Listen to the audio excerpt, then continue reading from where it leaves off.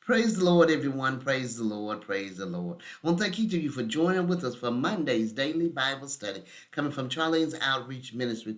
We have a great and powerful lesson for today, hidden plots of men. Hidden plots of men, coming from Isaiah 29, verse 11 through 16.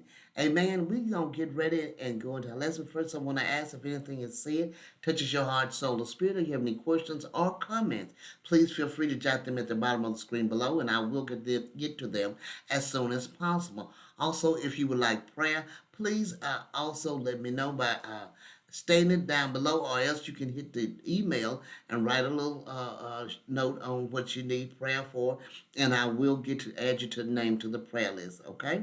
Also, before we move into our lesson, we're gonna have prayer. Then we're gonna move right into our lesson. Amen. Dear God in heaven, we thank you, Father. We thank you for all the many blessings that you bestow upon us. We thank you for making a way out of no way. We thank you for leading and guiding us in your true path of righteousness. We thank you, Father, for opening our eyes that we see and our ears that we hear, and we have wisdom, knowledge, and understanding from above in your word, Father, that we are doers of your word and not hearers only. We thank you, Father, for protecting us, watching over us, and guiding us. We thank you for all that you have done, you is doing, and you shall do in each of our lives.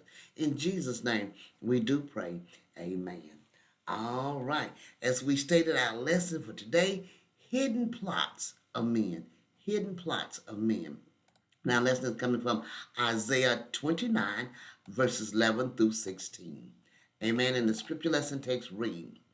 And the vision of all is become unto you as the words of a book that is sealed, which men but deliver to one that is learned, saying, read this, I pray thee. And he saith, I cannot, for it is sealed. And the book is delivered to him that is not learned, saying, read this, I pray thee. And he saith, I am not learned. Wherefore the Lord said, for as much as this people draw near me, with their mouth and with their lips do honor me, but have removed their heart far from me, and their fear toward me is taught by the precept of men.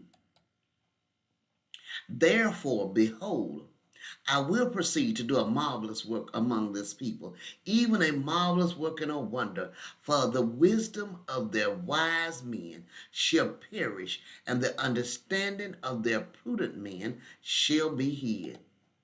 Woe unto them that seek deep to hide their counsel from the Lord, and their works are in the dark, and they say, who seeth us, and who knoweth us? Surely your turning of things upside down shall be esteemed as the potter's clay. For shall the work say of him that made it, he made me not? Or shall the thing framed say to him that framed it, he had no understanding? Amen. Powerful and wonderful lesson we have for this lesson. We're going to move right into it. Amen. Verses 11 and 12 says, and the vision of all is become unto you as the words of a book that is sealed, which men deliver to one that is learned, saying, read this, I pray thee. And he saith, I cannot, for it is sealed. And the book is delivered to him that is not learned, saying, read this, I pray thee. And he saith, I am not learned. The people's willful blindness had brought judicial blindness upon them, and they stagger as if drunk. God's word is unintelligible to them. To some it is sealed, it is a sealed book, and to others is intelligible.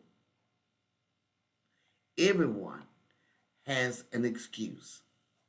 Verse 13 and 14 says, wherefore the Lord said, for as much as this people draw near me, with their mouth and with their lips do honor me, but have removed their heart far from me, and their fear toward me is taught by the precept of men.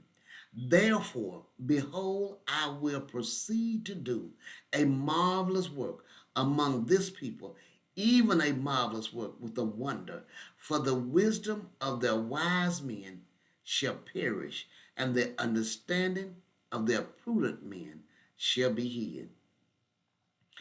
As we look, because their religion is purely external, and their only fear of God is a matter of memorized creeds, God will perform a supernatural work of judgment, stripping the keenest minds of wisdom and discernment.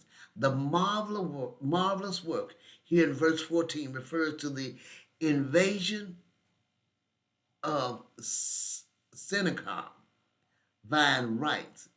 Refers to the invasion. It says the rulers of Judea sought to rely on Egypt for assistance. That was a piece of political wisdom from the natural point of view. In God's sight, it was an act of rebellion.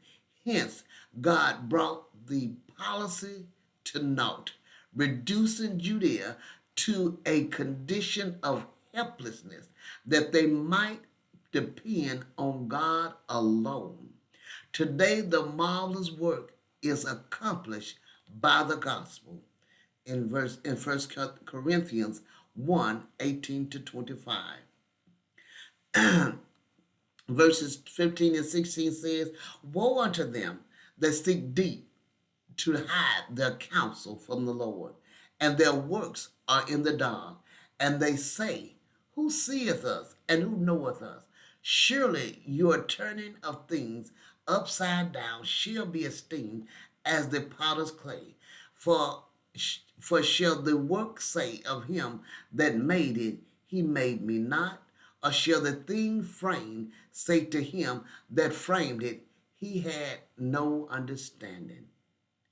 As we see, woe is pronounced on the deceitful rulers who are making plots with Egypt, as if God does not see them. They have everything topsy-turvy, putting the clay in the potter's place and vice versa, thus denying the power of and knowledge.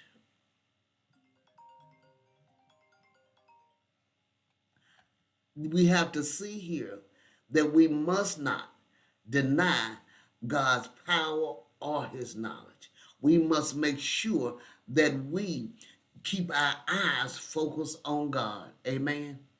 Not allowing people and things to turn us around to prevent us from doing what God would have us to do, and not be the ones that can verbatim quote scripture or verbatim said the great cliches of the church, and not allow ourselves to know who Christ truly is. Let us know him personally. Let's get an intimate lifestyle with him. Amen. And then as we go out, we will go further and further. Amen. Powerful lesson. I pray you meditate on this lesson and have a wonderful and blessed day. God bless you.